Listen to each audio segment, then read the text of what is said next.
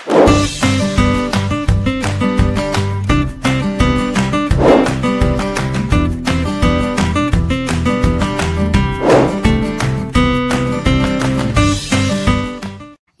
ఈరోజు నేను ఒక గ్రీన్ హౌస్లో ఉన్నాను. ఇక్కడ వ్యవసాయం ఎలా ఉంటుంది అనేది నేను చూపించాలని ఈ వీడియో చేస్తున్నాను. యాక్చువల్గా ఏంటి తెలుసా, చాలా అంటే చాలా వేడిగా ఉంది. సో ఎప్పటి నుంచో నేను వెయిట్ చేస్తున్నాను దీనికోసం. ఎందుకంటే ఇక్కడ సమ్మర్ వస్తేనే ఈ పంటలు అనేవి వేస్తారనమాట గ్రీన్ హౌస్లో. సో ఎలా ఉంటుంది అనేది చూద్దాము.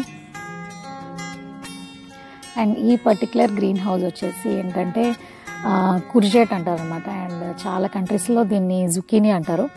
నాకు తెలిసి ఇండియాలో లేదు, బట్ సేమ్ మన సొరకాయ ఉన్నట్టు ఉంటుంది. అంటే కోస్తే సొరకాయ ఉన్నట్టు ఉంటుంది, బట్ బయట చూస్తే మాత్రం కీరా ఉన్నట్టు ఉంటుంది అనమాట. సో చూస్తున్నారా ఇది ఎట్లుందో. అండ్ ఈ ఒక్క చెట్టుకి చాలా అంటే చాలా కాయలు వస్తూ ఉంటాయి. అండ్ ఇది కూడా దీని మీద ఈ గ్రో బ్యాగ్ మీద వేస్తారు. ఇది నేను దగ్గర నుంచి చూపిస్తాను.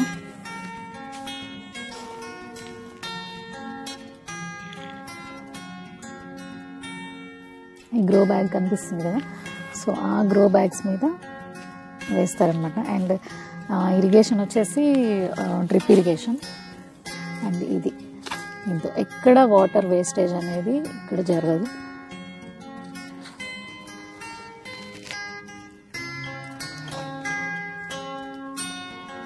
అండ్ ఈ స్టూఫ్ వచ్చేసి చాలా పెద్దగా ఉంది. అండ్ ఇవి వస్తే ఈ వీడియో తీయాలని నేను చాలా రోజుల నుంచి వెయిట్ చేస్తున్నాను. అండ్ మాది బేసిక్గా నేను కూడా ఒక వ్యవసాయ కుటుంబం నుంచి వచ్చాను. సో ఎక్కడికి వెళ్ళినా మన మూలాలను మర్చిపోద్దు అనేది నా ఉద్దేశం. సో ఎన్ని దేశాలు దాటొచ్చినా కూడా వ్యవసాయం గురించి తెలుసుకోవాలంటే కొంచెం నాకు కూడా ఎక్కువ ఇంట్రెస్ట్ ఉంటుంది. సో ఇండియాలో ఇప్పటికీ మా డాడీ వ్యవసాయం చేస్తారు, బట్ ఎప్పుడు పొలాలకు వెళ్ళడం అట్లాంటివి ఏం తెలియదు కానీ, బట్ ఒక ఐడియా అయితే ఉంది.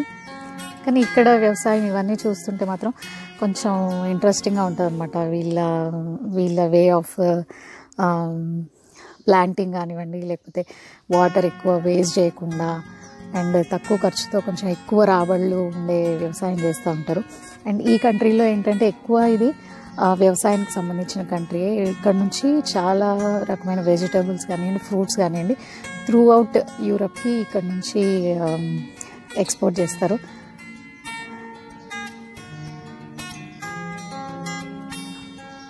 చూస్తున్నారు కదా, చాలా పెద్ద స్టూఫ్. అండ్ ఇవేంటంటే ఇది అండ్ తక్కువ టైంలో వస్తుంది అనమాట. ఇది వేసి కూడా ఓన్లీ 1 month అయింది, బట్ కాయలు ఆల్రెడీ రెడీ ఉన్నాయన్నమాట కోయడానికి. అండ్ ఇది వచ్చేసి 2 months వీళ్ళు ప్రోడక్ట్ అనేది తీసుకుంటారు.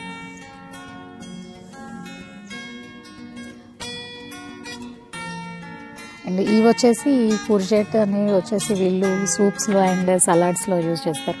అండ్ నేను కూడా వాడతాం. ఇవి మన సొరకాయలాగానే కర్రీ చేసుకోవచ్చు. అండ్ గ్రిల్ మీద పెట్టుకొని మామూలుగా ఇట్లా కాల్చుకొని సలాడ్ తిన్నట్టు తినొచ్చు అనమాట. సో చాలా బాగుంటుంది. అండ్ ఇది కొంచెం వెరైటీగా ఉంటుంది. సో అందరితో నేను నా వీడియోలో షేర్ చేద్దామని నేను ఈ వీడియో చేస్తాను. అండ్ ఇంకోటి చూస్తున్నారా, అండ్ చెట్టు కింద పడకుండా ఈ దారంతో అండ్ ఈ క్లిప్తో దీన్ని బ్యాలెన్స్ చేస్తున్నారు. సో అంటే కాయలు కూడా కింద అనవన్నమాట. సో ఇలా చెట్టు పైకి ఇట్లా నిలబడి ఉంటుంది, కాయలు కూడా ఖరాబ్ కాకుండా ఉండడానికి. సో ఈ సిస్టమ్ ఇక్కడ. యాక్చువల్గా ఇక్కడ ఓనర్తో నేను మాట్లాడిద్దాం అనుకున్నాను, బట్ ఆయనకి ఇంగ్లీష్ రాదు అండ్ ఓన్లీ పోర్చుగీసే వస్తుంది కాబట్టి సో మాట్లాడినా కూడా ఎవరికి అర్థం కాదని చెప్పి నేను మాట్లాడట్లేదు.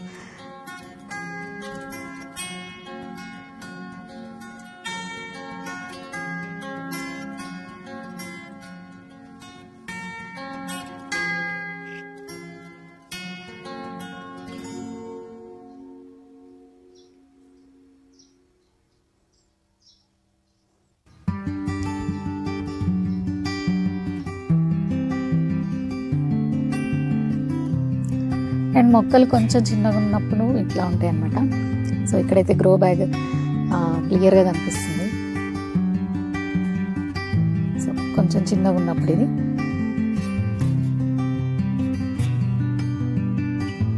అండ్ నెక్స్ట్ స్టేజ్ ఇదనమాట.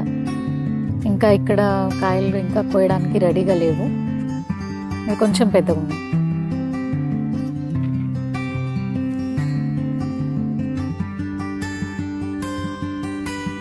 అండ్ ఇప్పుడు నేను కాలీఫ్లవర్ తోటలో ఉన్నాను. అండ్ కాలీఫ్లవర్స్ ఇప్పుడిప్పుడే వస్తున్నాయి. అండ్ చూడడానికి అయితే చాలా చాలా బాగుంది, చాలా గ్రీన్గా ఉంది. ఒకసారి చూడండి.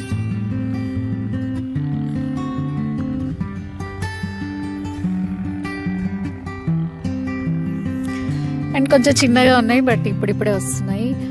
అండ్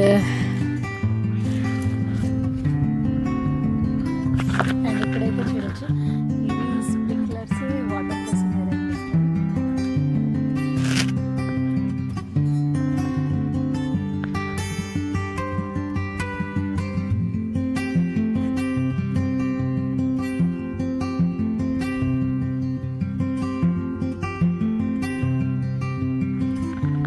అండ్ దూరంలో అక్కడ కనిపిస్తుంది కదా, అది బీచ్.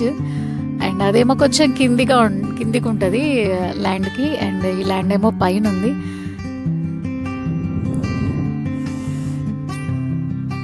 ఇదంతా కాలీఫ్లవర్ అండ్ వెనకాలే బీచ్. చాలా బాగుంది కదా చూడటానికి.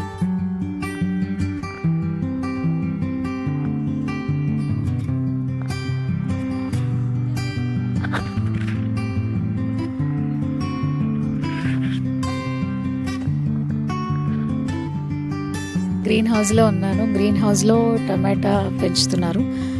ఈ టొమాటో చెట్లు ఎలా ఉన్నాయి అండ్ ఇక్కడ ఎలా పెంచుతున్నారు అనేది ఒకసారి చూద్దాం. అండ్ ఒక్క చెట్టు పెడితే ఇట్లా మూడు చెట్లుగా విడిపోతాయి. ఇది ఒకటి, ఇది రెండు, ఇది మూడు.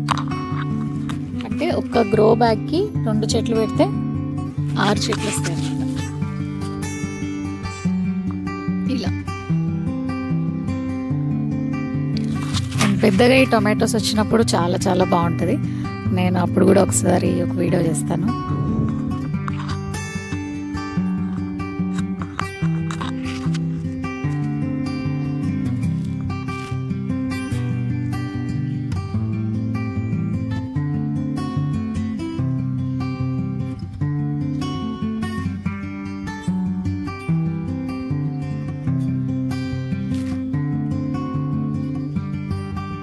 ఇది క్యాబేజ్ తోట అనమాట. ఇక్కడ ఏంటంటే ఇల్లు పొలాలు కొంచెం దగ్గర కలిసి ఉంటాయి. మనకి ఇండియాలో ఎట్లుంటాయి అంటే కొంచెం పొలాలు ఇల్లు సపరేట్ ఉంటాయి కదా, బట్ ఇక్కడేమంటే కొంచెం కలిసి ఉంటాయి అన్నమాట. అండ్ మేము ఉండే ఏరియా వచ్చేసి ఇది కొంచెం పల్లెటూరు ఏరియాలా ఉంటుంది. సో అన్ని కూరగాయలు దగ్గరే మాకు పక్కకే దొరుకుతాయి. సో అందరు ఫ్రెండ్స్ ఎవరైనా వాళ్ళు తెలిసిన వాళ్ళు కూరగాయలు పండిస్తే వాళ్ళు మాకు వచ్చి ఇస్తూ ఉంటారు. అండ్ ఎప్పటికప్పుడు ఫ్రెష్గా దొరుకుతాయి. సో ఆల్మోస్ట్ ఎక్కువ కూరగాయలు అయితే మేమైతే కొనము, ఎందుకంటే అందరు తెలిసిన వాళ్ళు ఫ్రెండ్స్ తెచ్చిస్తూ ఉంటారు కాబట్టి. అండ్ మాకు వచ్చేసి ఎప్పుడప్పుడు ఫ్రెష్ కూరగాయలు దొరుకుతాయి. అండ్ బయట వేసినప్పుడు ఏంటి అంటే స్టూఫాలో వేసినప్పుడు డ్రిప్ ఇరిగేషన్ ఉంటుంది. అండ్ బయట వేసినప్పుడు ఎక్కువ ఇట్లాంటి స్ప్రింక్లర్స్ వాడతారు అనమాట, వాటర్ వేస్టేజ్ ఎక్కువ కాకుండా.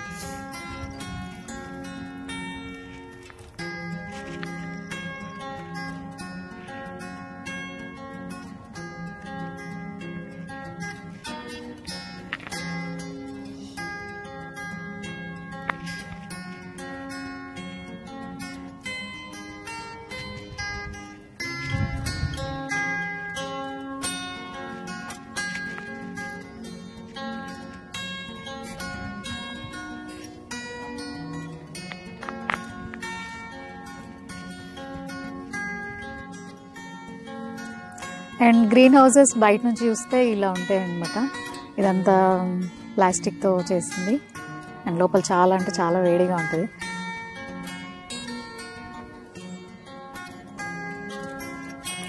అండ్ ఇక్కడ ఇంకో గ్రీన్ హౌస్ ఇదేంటంటే ఇది కొంచెం డిఫరెంట్గా, ఇక్కడ గ్రో బ్యాగ్స్ కాకుండా అండ్ కిందనే వేశారనమాట. ఇక్కడ ప్లాస్టిక్ వేసి, అంటే ఇది ప్లాస్టిక్ పర్టికులర్గా ఎందుకంటే గడ్డి మొలవకుండా ఉండడానికి.